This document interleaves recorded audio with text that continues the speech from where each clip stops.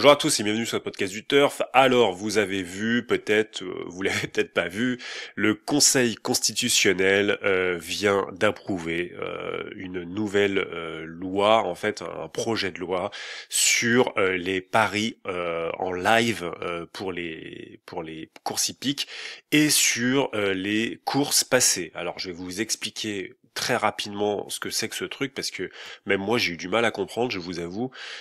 Mais bon, voilà, en faisant deux trois recherches, hein, j'ai réussi à trouver. Donc en fait, hein, c'est ce qu'ils expliquent, hein, pour la première fois depuis 1891, hein, une extension de l'offre des paris autorisés pour la filière des courses hippiques. Le Conseil constitutionnel a définitivement validé, donc ce jeudi 13 février 2025, la possibilité de développer de nouvelles formes de paris mutuels accompagnés d'une fiscalité au bénéfice de la filière hippique. Le live betting sur les courses actuelles et des paris sur quelques 150 000 courses historiques dans des conditions permettant de préserver leur intégrité. Donc ce qui nous explique, hein, c'est qu'il s'agit d'une première étape d'un processus d'adaptation aux nouveaux usages de consommation qui est aujourd'hui une absolue nécessité pour pérenniser le modèle de financement autonome de la filière agricole hippique et ainsi sa survie. Parce que oui, les courses hippiques, entre guillemets, sont en train de mourir. Hein. Alors évidemment, on va montrer les grands week-ends à Vincennes, il y a du monde, il y a 20 000, 30 000 spectateurs et tout, c'est magnifique. Et c'est vrai que c'est très très bien. Hein. Je pense qu'il y a eu pas mal de choses qui ont été faites autour justement du divertissement. C'est pas juste des courses hippiques, hein, c'est aussi voilà, divertir, c'est un spectacle et tout. Et donc là-dessus, on peut rien dire. Hein. Je veux dire, quand on voit par exemple les week-ends du Prix d'Amérique ou du Cornulier, voilà, honnêtement, c'est bien. Enfin, moi, je trouve ça bien d'attirer des gens. Il y a des enfants, il y a des jeux, il y a toutes sortes de choses et tout. Et franchement, c'est pas mal. C'est voilà, faut dire. Après, c'est vrai que les vieux turfistes, hein, ils vont se dire ouais, mais on s'en fout un peu de tout ça. Nous, ce qui nous intéresse, c'est les chevaux. Mais n'empêche que voilà, il y a de nouvelles habitudes. Faut s'y adapter et il faut pas rester ancré comme ça dans des dans des vieilles habitudes qui ne sont plus d'actualité aujourd'hui, quoi. Alors vous le savez, depuis un bon moment maintenant, le PMU essaye de mettre en place, hein, de nouveaux paris, de nouvelles choses pour attirer de nouveaux clients, de nouveaux parieurs. Bon, le live betting, moi, je suis pas forcément contre. Hein, je trouve que c'est même une bonne chose, et surtout pour ceux qui ont l'œil, Alors, faudra voir évidemment comment ça va s'inscrire. Attention, hein, parce que voilà, il va falloir qu'ils mettent en place les logiciels.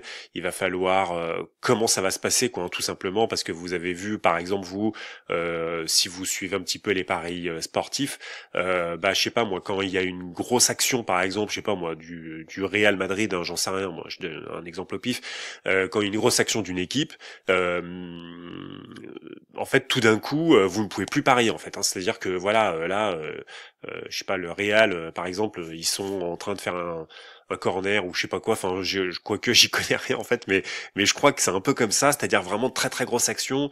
Il y a risque de but dans les 10 secondes. Je crois qu'on peut plus parier en fait, on peut pas parier, hein, tout simplement. Donc bon, et voilà, je pense que le PMU, il va falloir qu'il mette en place ce type de logiciel. Ça va pas être évident. Parce que jusque quand on pourra parier, quoi. Je veux dire, est-ce que dans le dernier tournant on pourra encore parier? Oui, non, on sait pas. Mais en tout cas, peut-être que pour ceux qui ont bien l'œil où est-ce que sont les chevaux dans le peloton, par exemple, ça peut être assez intéressant de se dire tiens, l'outsider à 45 contre 1, en fait, il est plein de gaz, là, il est derrière, il attend, et peut-être qu'il peut se passer dans les 4. Voilà, enfin, c'est une possibilité, et du coup, c'est pas du tout, je pense, le live betting, c'est pas du tout vu, en tout cas de mon point de vue, comme quelque chose comme du hasard, quoi, si vous voulez. D'accord? Donc vraiment, ça peut être une bonne chose. Surtout que bon, c'est quelque chose qui est proposé depuis pas mal de temps à l'étranger. Donc, enfin, je veux dire, il est peut-être temps qu'ils s'y mettent les mecs un peu quand même, quoi. Enfin, voilà. Bon, bref. En revanche, le pari sur les courses passées, alors là, je vous avoue que franchement, quand j'ai lu ça au début, je comprenais pas. Je me disais putain, mais qu'est-ce que c'est que ce truc? 150 000 courses historiques. Enfin, je ne comprenais pas. Et en fait, je suis tombé sur un article de West France Donc bon, et qu'ils expliquent un peu ça, donc avec le titre, le sous-titre là, le PMU a perdu la moitié de ses clients. La façon de jouer a posteriori reste à définir, mais elle pourrait se matérialiser par une prise de pari en ligne sur des courses ayant réellement eu lieu jusqu'à 10 ou 15 ans en arrière. Le joueur choisirait une course passée, mais pas le numéro sur lequel il veut miser. Ce qui serait trop facile, bien entendu. Donc ça, c'est un article qui date, je crois, de décembre 2024. Donc voilà, je me souviens plus. Ouais, voilà. Donc modifié en octobre 2024. Donc, du coup, enrichir, voilà. Donc voilà, on est là. Le sort de la roulette informatique déciderait alors pour lui, pour le parieur, le cheval sur lequel il miserait parmi les millions de data hippiques qui dorment sur les serveurs informatiques. Alors c'est pour ça que je vous en ai déjà parlé. En fait, il y a toutes les datas sur les rentabilités, sur les arrivées. Ils savent tout. Ils savent. Donc, ils nous donnent. C'est fait exprès, il ne nous donne pas toutes les informations sur les rentabilités. J'en ai déjà parlé de ça, sur jouer Bazir par exemple, est-ce que c'est rentable, est-ce que ça ne l'est pas, quoi. Enfin voilà, mais tout ça ils le savent déjà. Donc c'est pas parce que vous vous dites ah bah oui, bon on n'a pas les infos. Si, en fait les infos elles existent, sauf que ils nous les donnent pas. Mais bon, bref, peu importe. Donc ils nous disent que cela existe dans d'autres pays européens. Là on parle des paris sur les courses passées. Cela permettrait de proposer toujours en paris mutuel de nouvelles possibilités de parier et à d'autres créneaux horaires. Son potentiel de courses anonymisées pourrait trouver un développement par exemple dans les filières de casino. Donc là vraiment on se dirige vraiment vers quelque chose de plus en plus casino, quoi, tout simplement, parce que vous avez bien compris que les courses passées, donc en fait, il s'agit pas de reprendre vos vieux tableaux Excel sur les courses passées de 2015 et de regarder les arrivées. Non, non, en fait, c'est une roulette informatique qui choisirait le cheval pour vous. Donc vous avez pas mot à dire. Enfin, moi je trouve ça, honnêtement, alors là-dessus, je sais pas s'ils vont trouver un public. Après. Entre guillemets, il y a toujours des gens, des joueurs de comment ça s'appelle là, de Amigo ou de je sais pas quoi là dans les bars PMU, dans les bars tabac ou enfin voilà, il y a toujours des gens qui vont jouer, donc ça sera toujours de l'argent à prendre parce que la finalité, faut bien comprendre, la finalité de tout ce truc, c'est que l'État a besoin de pognon et que il faut inventer de nouveaux paris pour permettre aux joueurs de jouer tout simplement et de faire rentrer de l'argent. Je veux dire, donc toutes ces espèces de morale qu'il y a derrière sur attention, jouer provoque de l'addiction machin. Enfin, en fait, tout ça c'est du vent parce que vous imaginez bien que ce qu'ils veulent, c'est que les gens y jouent, que les gens se divertissent, que les gens dépensent leur argent et que cet argent, il rentre dans les caisses de l'État tout simplement. Enfin, c'est pour ça que le Conseil constitutionnel a adopté ce projet de loi sur l'extension en fait des paris hippiques vers vers autre chose. Donc bien sûr. On va vous dire ah bah oui mais c'est quand même 29 000 emplois. Alors bon moi j'ai vu 40 000 emplois sur Paris Turf là sur 40 000 emplois, 233 hippodromes machin, voilà tout ça bien sûr ils vont vous dire évidemment que c'est pour préserver les emplois patati machin, mais en fait la finalité de la chose c'est juste d'avoir plus de pognon dans les caisses parce que ils sont en manque de pognon, donc il faut aller gratter un peu partout quoi. Donc quitte à ce que on propose de nouveaux types de paris pour attirer de nouveaux clients, et on va le faire. Et voilà, c'est ça en fait le final du truc. Voilà, tout simplement. Donc honnêtement, pour nous les turfistes, on va dire un peu vieillot dans notre état d'esprit, c'est-à-dire faire le papier, essayer de trouver des rentabilités à droite à gauche. Bon, c'est là, on voit bien que nous, on est complètement à la ramasse, c'est-à-dire que là, de plus en plus, on va vers du casino.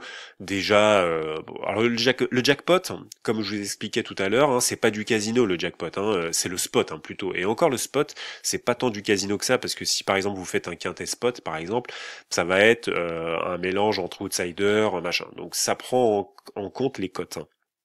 Mais le jackpot, ça n'a rien à voir. Le jackpot, vous payez plus, vous payez une espèce de surtaxe, hein, pour avoir une espèce de chance multiplier vos gains. Bon, voilà. Et je veux dire, quand on va dans les règlements du PMU et qu'on voit très clairement les chances qu'on a d'avoir un x10 ou un x100, je sais pas quoi. Voilà. Après, vous faites comme vous voulez. Hein, si vous voulez jouer au jackpot, c'est votre problème.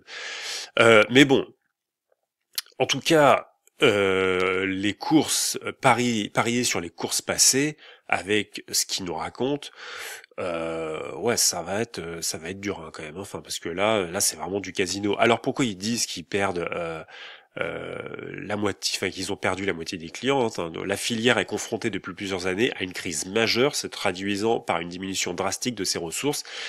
En une dizaine d'années, le PMU a perdu la moitié de ses clients. La concurrence accrue liée au développement des jeux et paris en ligne et aux évolutions des pratiques de jeu nécessite une adaptation stratégique de la filière pour préserver la viabilité de son modèle et éviter à l'État et aux collectivités de devoir la financer directement, comme c'est le cas par exemple en Italie. Bah oui, parce que là c'est vrai que en France on a une filière qui s'autofinance avec le PMU, c'est-à-dire avec l'argent des parieurs, hein, notre argent à nous, et en fait, le fait qu'on soit rentré dans une nouvelle ère avec l'informatique, avec Internet, avec les réseaux sociaux tous les paris en ligne, en fait, tout simplement sur tous les sports, ça a fait perdre énormément de gens, hein, de parieurs dans la filière hippique, qui sont partis ailleurs parce que les TRJ sont meilleurs, les chances de toucher sont meilleures et du coup voilà, les gens partent quoi. Et c'est vrai que la question aussi qu'on doit se poser, et je pense que, en fait, il faut vraiment se poser la question de pourquoi les parieurs hippiques s'en vont, quoi, tout simplement. Qu'est-ce qu'ils veulent, quoi. Et moi, je pense que, en tout cas, moi, en tant que parieur hippique, moi, ce que je veux, c'est pas forcément des jeux à la con du type parier sur les courses passées avec une roulette informatique qui va décider du numéro, parce que sinon à ce moment-là, moi, je vais jouer au loto, quoi, tout simplement. Enfin, vous voyez ce que je veux dire. Enfin, je vais jouer au loto, puis je vais pas jouer sur des courses hippiques. Enfin, je veux dire, c'est complètement débile. Autant jouer au loto, autant faire un quintet spot, quoi. Vous voyez. Bon. Moi, ce que j'aimerais, et je sais pas, enfin, dites-le moi en commentaire, vous, ce que vous aimeriez, mais moi, j'aimerais beaucoup plus de régularité et de transparence, quoi. Hein, je veux dire, quand on a des entraîneurs qui nous disent ah bah ouais mais parce que dans une course où tous les entraîneurs nous disent ah bon on peut être dans les 4, on peut être dans les 5, quasiment tous sur 16 partants, il y en a 10 qui nous disent on peut être dans les 4, dans les 5. En fait, moi, je me pose la question, je me dis, où ils sont vraiment sincères et ils savent vraiment pas du tout euh, où ils peuvent positionner leurs chevaux, ou alors ils nous cachent des choses, quoi. Enfin, ils nous disent pas tout, on va dire, plutôt. Ou alors la même chose, quand t'as des entraîneurs qui nous disent ah bah oui, mais nous on est venu pour gagner ou on est venu pour être dans les 3 premiers. Par exemple, on pourrait très bien nous, par ailleurs, se dire ok, bon bah ce cheval est une base, tu vois. Ce cheval est une base pour un tiercé, pour un trio, pour un couplet, puisque l'entraîneur nous dit lui-même que c'est un cheval qui va arriver dans les 3. Donc après, souvent c'est vrai que je dis pas qu'ils ont tort, hein, mais quand on voit certaines arrivées, qu'on voit des drivers faire des extérieurs, mais horribles, ils tuent les chevaux carrément, enfin dans la course, hein, je parle. Je veux dire, il reste encore un tour, le mec il a pas réussi à se positionner correctement, il est à 3 à l'extérieur, nez au vent, enfin je veux dire, le cheval il a une cote à 2,5 contre 1, il fera jamais l'arrivée, jamais, jamais.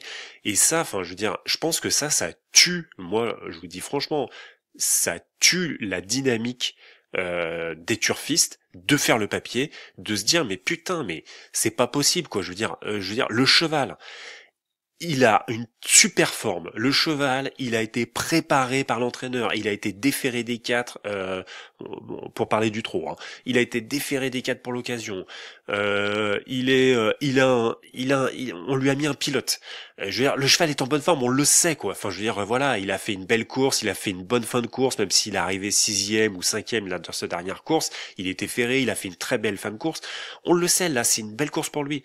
Et je sais pas, enfin, le driver se met à l'arrière, il bouge pas, ou il fait des extérieurs à ne savoir plus quoi en faire. Il fait 500 mètres de plus que tous les autres. Et tu te dis, mais putain, mais c'est pas possible, quoi. Enfin, je veux dire, comment tu veux que les gens ils aient confiance en ce que les experts ou les entraîneurs vont dire? Et en fait, nous, ce qu'on aimerait, c'est vraiment beaucoup plus de transparence. Vraiment, dites tout aux turfistes, parce que c'est les turfistes qui vous financent, quoi. C'est les turfistes qui vous donnent de l'argent pour que vous puissiez pérenniser la filière. Donc, je veux dire, vous n'avez absolument aucun intérêt à cacher des choses, à ne pas tout dire, et ou même à faire en sorte, et là je m'adresse aux jockeys et aux drivers, à faire en sorte que votre cheval ne fasse pas l'arrivée. Enfin, je veux dire, mais vous allez tout perdre en faisant ça. Justement, les gens vont partir, les gens ils vont plutôt préférer parier sur le basket ou sur le tennis. Enfin, je veux dire. Il y a aucun intérêt quoi. Donc je ne comprends pas pourquoi il n'y a pas encore plus de transparence pour les turfistes, hein, pour qu'on puisse faire le papier et voilà qu'on puisse retrouver des vrais turfistes, hein, qui aiment faire le papier, qui aiment ça, parce qu'en plus c'est vachement intéressant. Enfin, on en a déjà parlé sur cette chaîne ou même sur d'autres supports. Mais je veux dire, c'est vachement intéressant de faire le papier, de se dire ah bah tiens le cheval est déféré là, ou alors tiens le cheval il a moins de poids en plus, c'est un terrain collant, il adore les terrains collants, machin, patati machin. Enfin, vous voyez quoi, c'est hyper intéressant de faire le papier en soi, et on est en train de tuer tout ça avec leur histoire de roulette informatique à la con. Je veux dire, tout le monde s'en fout de miser sur des chevaux que personne n'a choisi, sur des courses passées. Enfin, je veux dire, c'est quoi l'intérêt? Enfin, expliquez-nous quoi, honnêtement. Bon bref, bon, en tout cas, ça va évoluer encore, hein, donc là dans les années à venir, hein, faut s'attendre. Donc là, tout ça, ça va pas être là pour l'année 2025. Hein, enfin, je sais pas, mais en tout cas, il faut que ça soit mis en place et compagnie. Donc peut-être qu'ils ont déjà les logiciels qui sont prêts. Vous allez me dire, hein, le PMU et tous les gens qui sont habilités en fait à offrir des paris sur les paris hippiques. Mais en tout cas, voilà, c'est possible qu'ils aient déjà les logiciels qui soient prêts, c'est ce qui est fort possible. Donc peut-être que ça va être mis en place en 2025, peut-être 2026, 2027, on sait pas. Mais bon, je pense qu'effectivement, il y a urgence, mais pour moi, ce qu'il faudrait faire, c'est beaucoup plus de transparence. Et là, je reviens encore, je vais finir là-dessus sur cette vidéo, mais sur, on va dire, plusieurs scandales, hein, qui ont eu lieu et qui n'ont pas lieu, du coup, par exemple en Suède, hein, voilà, dans des pays comme la Suède, où, voilà, il n'y a pas d'histoire de ah bah si le cheval il est boiteux par exemple, en fait voilà, les mecs ils vont le déclarer non partant, il n'y a pas moyen qu'il court en fait, tout simplement pour respecter les parieurs. Par exemple, je reviens là-dessus sur Jéroboam d'Érable qui avait fait un hit pourri, mais et vraiment on voyait que le cheval était pas bien quoi, je veux dire ça allait pas, il était écrasé d'argent et même pas dans le premier tournant il s'est mis au galop, je crois même juste avant ils se sont élancés des raquettes, hein, je crois que c'était au 2007, hein, 2007 Grande Piste à Vincennes, ils se sont élancés depuis les raquettes à la volte et puis je sais pas, peut-être ils ont commencé le premier tournant, ils ont fait 200 mètres, le cheval au bout de 200 mètres il était au galop quoi. Enfin je veux dire, là tu te dis putain mais l'entourage, les acteurs, les commissaires et tout, mais il y a personne qui a déclaré le cheval non partant à ce moment-là, parce que pendant les hits, il était pas bien, les canters étaient dégueulasses et il y a personne qui a dit bon le cheval on va pas le courir tout simplement, bah parce que pourquoi, bah parce que alors euh, parce que là, que le driver ou le jockey ou l'entraîneur il veuille que son cheval y court, pardon, bon, moi je sais pas pourquoi, mais honnêtement, là déjà eux ils auraient dû l'arrêter, mais c'est clair que tous les acteurs type commissaire et on va dire les instances, bah pour eux c'est de l'argent en moins. Donc bah du coup forcément on se dit ouais bah eux ils vont pas forcer l'entraîneur ou le jockey à le déclarer non partant parce qu'ils vont pas ils vont perdre du pognon. Et ça je pense que ça c'est un gros problème. Alors bon évidemment hein, ça arrive pas tous les jours non plus, mais je veux dire je pense que du coup il y a pas mal de gens qui y a beaucoup de clients du PMU qui perdent confiance, qui se disent bon bah ça sert à rien quoi. Puis c'est vrai que moi par exemple, je le vois par exemple moi quand je propose mon pronostic quotidien, franchement il y a des chevaux que je vois pas sortir des 3 ou des 4. Mais tu te dis putain le cheval se met au galop tout de suite ou il donne des courses vraiment de merde et tu te dis mais c'est pas possible quoi. Enfin je veux dire c'est décourageant quoi. Vraiment c'est décourageant et limite on se dit bah en fait ça sert à rien de faire le papier quoi. Enfin franchement parfois moi je me demande si ça sert vraiment à quelque chose à faire le papier. Alors il y a certainement des gens dans les commentaires qui vont me dire tu vis dans un monde de bisounours, évidemment que ça sert à rien, évidemment c'est que de la magouille patati machin. Mais je pense que ça manque et je sais pas vers quoi on va s'orienter dans les années à venir, mais moi j'ai un peu peur. Je vous avoue, j'ai un peu peur de l'avenir des turfistes. Et quand je dis des turfistes, c'est vraiment des vrais turfistes, ceux qui aiment faire le papier, ceux qui aiment voilà s'amuser en fait à résoudre l'énigme de la course. Et je pense qu'on va vers des trucs qui sont pas forcément bons pour la suite. Allez, je vous dis à bientôt.